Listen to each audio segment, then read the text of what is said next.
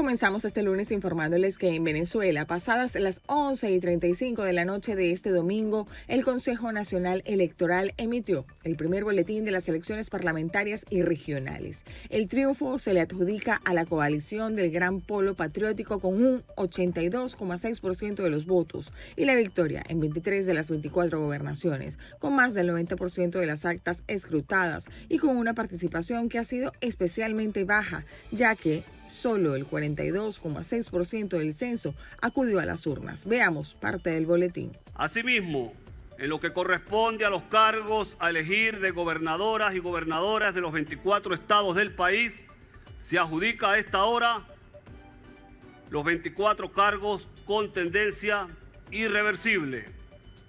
Estado Guayana Esequiba, con un 76% de transmisión y una participación del 31,58% de las electoras y de los electores, Partido Socialista Unido de Venezuela, Niel Jesús Villamizar Sánchez, con un total de 4.720, que corresponde al 97,40% del total de los votos.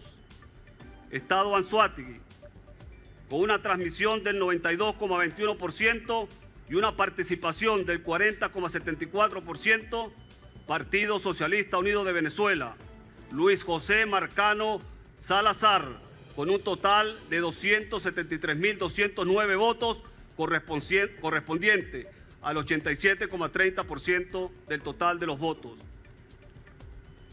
En este momento, la Junta Nacional Electoral autoriza a las 25 juntas regionales electorales a iniciar el proceso de adjudicación y proclamación de los cargos que el sistema determine como irreversibles.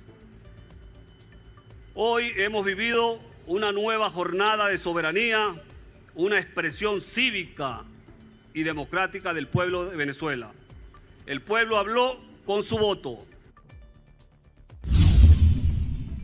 Por su parte, la poca afluencia de los electores en las filas fue la característica predominante de las elecciones regionales y legislativas. Pero veamos cómo transcurrió la jornada. Las elecciones regionales y legislativas de Venezuela transcurrieron con baja afluencia de votantes sin las largas filas características de procesos anteriores. La jornada, marcada por un sistema de votación completamente automatizado, fue descrita como rápida y sencilla por participantes de distintos sectores políticos. En varios centros de votación en Caracas, como en el Liceo Andrés Bello, se observaron mesas vacías hasta el mediodía en un contexto de aparente apatía electoral. A pesar de la escasa participación, algunas personas acudieron a ejercer su derecho al voto en un ambiente tranquilo y sin mayores incidencias. La capital venezolana se mostró con calles poco transitadas y una notable presencia policial. Estos comicios se desarrollan 10 meses después de las elecciones presidenciales de julio del 2024, cuya legitimidad continúa siendo cuestionada por la oposición mayoritaria. El Consejo Nacional Electoral proclamó en esta ocasión la reelección de Nicolás Maduro, quien asumió un tercer mandato en enero. La Plataforma Unitaria Democrática, principal coalición opositora, rechazó participar en las elecciones regionales de este domingo, en continuidad con su denuncia sobre irregularidades en el proceso presidencial anterior. En el Esequibo, el panorama no fue distinto. La baja participación electoral y acusaciones de irregularidades marcaron la jornada. Veamos. La jornada electoral para elegir las primeras autoridades venezolanas del territorio en disputa del Esequibo transcurre con baja participación en horas de la mañana y con denuncias por parte de candidatos de la oposición. En la parroquia de La Costa, municipios y Fontes del estado Bolívar, se reportaron menos de 100 votantes por centro hasta las 10 de la mañana, según observadores partidistas. La candidata oficialista Leida González afirmó que el proceso se desarrolla con normalidad y confía en una mayor participación durante el día. Y la gente está familiarizada, la gente está participando, la gente está contenta de verdad que vienen, como te digo, es la esperanza, el rescate y reivindicando la historia de la Guayana Esequiba, y aquí está pues su población diciendo sí. Por su parte, el opositor Alexis Duarte denunció el uso de recursos estatales para movilizar electores. Trajeron un campamento, un comando militar para que votaran en fila. Naturalmente, ellos obedecen una orden militar, vienen a votar por el almirante. Otro candidato, William Flores, cuestionó que los habitantes de Tumeremo no puedan votar, pese a ser considerada la capital administrativa de la Guayana Esequiba. Imagínense ustedes que primera vez en la historia que una capital de un estado no asiste a escoger su candidato a gobernador. En total, 21.403 personas están habilitadas para sufragar en San Isidro y de la Costa, donde se instalaron 12 centros de votación con 25 mesas. El proyecto incluye la elección de 16 cargos, gobernador, diputados y legisladores regionales para la nueva entidad federal que se encuentra en el centro del litigio territorial entre Venezuela y Guyana. Y en otros temas, Juan Pablo Guanipa, político venezolano, quien fue detenido el pasado viernes 23 de mayo, dejó un video pregrabado en el que rechaza explícitamente la asignación de una defensa pública y exige que su abogado de confianza, el doctor Joel García, sea quien ejerza su representación legal. Hasta ahora, poco es lo que se sabe del detenido. Veamos declaraciones de su abogado. Como es bien sabido, el dirigente político Juan Pablo Guanipa fue aprehendido en madrugada del día de hoy y en varios videos que pudo producir, en uno de ellos me designa como su abogado de confianza.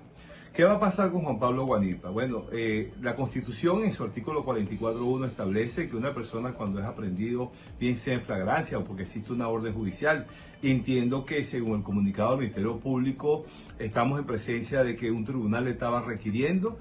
Esta persona, en este caso Juan Pablo Guanipa, debe ser presentado ante un tribunal de control dentro de las 48 horas siguientes. En esa oportunidad que va a ser presentado, él tendrá la oportunidad de designar su abogado de confianza, que como vimos en este video, él declaró su voluntad de que ese abogado de confianza no puede ser un defensor público y esa responsabilidad me designó, me recae sobre mí, honor que me hace Juan Pablo Guanipa en confiar en mí para su representación.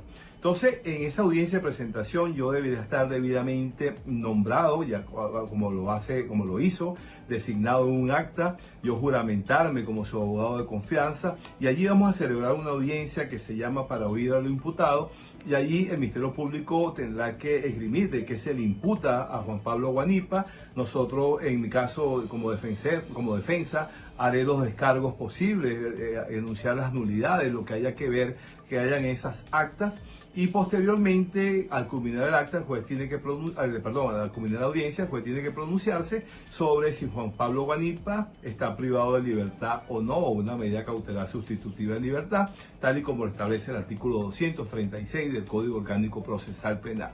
De quedar privado de libertad, entonces, a partir del día siguiente de esa audiencia de presentación, 45 días ininterrumpidos tendrá que transcurrir para que el Ministerio Público pueda producir su acto conclusivo, que puede ser de sobreseimiento, de archivo fiscal o de acusación. Si llega a acusar a Juan Pablo Guanipa, entonces la defensa tendrá la oportunidad, antes de celebrarse la audiencia preliminar, de esgrimir su descargo, de contestar esa acusación, de presentar excepciones. Todo esto es lo que establece el debido proceso. El Código Orgánico Procesal Penal tiene carácter instrumental, es decir, ahí están los lapsos, los tiempos, la forma en que se celebran los actos. Y voy a tomar como cierto lo que dijo el ministro de Interior, Justicia y Paz, de que a Juan Pablo Guanipa se le iban a respetar todos y cada uno de sus derechos y sobre todo el debido proceso. Igualmente el comunicado que emanó de la Fiscalía General de la República en cabeza de su fiscal general, el doctor Tarek William Saab, dice que se le van a respetar todo y cada uno de sus derechos. Bueno, vamos a ver si ellos honran esa palabra, vamos a ver si esto es cierto y de ser así, bueno, ya estaremos informando qué es lo que está sucediendo con la causa de Juan Pablo Guanipa y de no ser así, como ha ocurrido en tantos casos, pero la particularidad es que Juan Pablo Guanipa está designado, está declarando su voluntad de no contar con defensa pública y de querer tener un defensor de confianza. Entonces, le estaré informando en los próximos días a ver si honran su palabra y se nos permite que tenga su defensor de confianza.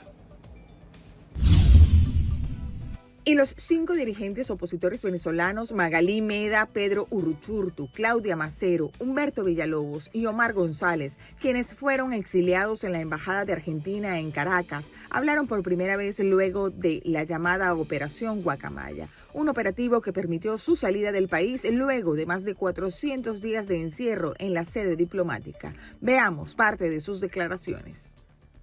Nuestro escape, es una operación sin precedentes y quiero explicarles que nada de esa operación nosotros vamos a decir, porque es un proceso que está en marcha. Y pedimos que entiendan que la seguridad y la operación es parte precisamente del éxito que nosotros estemos aquí. Que nosotros estemos aquí sentados es el milagro de un proceso muy complejo que requirió una operación estratégica de muchas personas con unos riesgos enormes que más adelante, desde una Venezuela libre, se conocerán los detalles. 412 días muy complejos, en donde se nos violaron nuestros derechos, en donde para sobrevivir tuvimos que estar unidos como una familia que nos mantiene aquí hoy, con mucha dignidad, aprendiendo de nosotros mismos y resistiendo, donde nuestras familias, alejadas completamente de nosotros, tuvieron que resistir el dolor de ver cómo el régimen pretendía que simplemente nos entregáramos, conectados a lo mínimo, a mucha estrategia para poder sobrevivir emocional y espiritualmente. Aquí debería estar sentado Fernando Martínez Mótola. Fernando Martínez Mótola es un héroe de Venezuela. Fernando Martínez Mótola fue acusado, igual que nosotros, de terrorista. Fue acusado de los peores crímenes, siendo inocente, siendo absolutamente inocente como lo somos nosotros. Fernando Martínez Mótola murió por una orden de secuestrarlo y mantenerlo alejado de su familia. El cuerpo paga, el cuerpo cobra. Y eso es una muerte que tenemos que reivindicar, que nos costó mucho estando presos, estando secuestrados, enterarnos de que murió. Entonces, yo creo que nosotros tenemos que entender lo que está pasando en Venezuela. Nosotros hoy estamos sanando y estamos listos para trabajar y nos comprometemos con el país a no descansar un minuto hasta que nuestros 900 presos que están hoy detrás de esas terribles mazmorras del régimen donde se les violan todos sus derechos, incluyendo Juan Pablo Guanipa, un héroe que hasta ayer estuvo en clandestinidad, igual que está María Corina, y están miles de líderes que trabajaron en esta campaña, teniendo que resguardarse de un brazo represor, de un terrorismo de Estado que está simplemente acosando a toda la nación. Diosdado Cabello está enterrando al régimen de Nicolás Maduro. Ya no hay manera que busquen caminos para tratar de limpiar o legitimar. No hay empresa, no hay un ciudadano que pueda ser parte del sistema criminal de Diosdado Cabello sin que sea visto como criminal. Ya no hay excusa para nadie. Hoy el país está sitiado, hoy el país está amenazado, hoy el país está perseguido, pero hoy el país está más claro que nunca que no hay manera que permanezcan en el poder. Bien, buenas tardes a todos, gracias por estar acá. Continuando con lo que decía Magalí, yo quiero comenzar agradeciendo, por supuesto, y lo hemos hecho en público y en privado, en primer lugar al gobierno de Argentina, que desde el primer día tomó la decisión de acogernos, sabiendo que eso para nosotros significaba la diferencia entre la cárcel, la muerte o la vida en una libertad a medias, en el lugar en el que pudimos estar refugiados durante 14 meses sin imaginar que se iba a convertir en un secuestro de 14 meses. Y es que al final, cuando nosotros decidimos entrar en una embajada, lo hicimos buscando protección, no buscando una cárcel. Y el régimen, lamentablemente, decidió convertir esa embajada en una prisión. Y lo hizo frente a los ojos del mundo porque era su manera de demostrar todo su poder, toda su maldad y de decirle a todos los demás lo que podía pasarles si decidían proteger a otros venezolanos que buscaran protección en un lugar diplomático.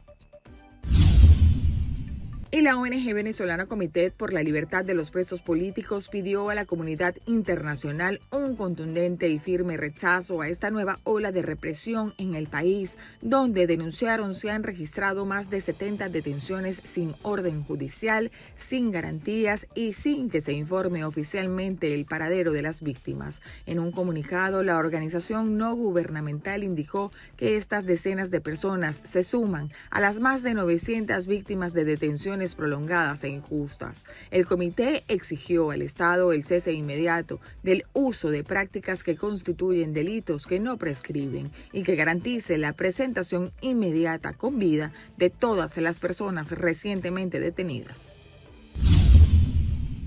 Y cambiamos de tema. El Consulado General de Portugal en Valencia, Estado Carabobo, anunció este fin de semana una actualización en los requisitos para realizar diversos trámites consulares. A través de su cuenta oficial en Instagram, el consulado detalló los nuevos procedimientos y documentos requeridos para procesos como el registro de matrimonio, decesos y solicitudes de nacionalidad portuguesa. El consulado recordó que toda la información oficial, incluidos los pasos para solicitar citas, está disponible en su sitio web y este debe consultarse antes de acudir presencialmente a la sede diplomática.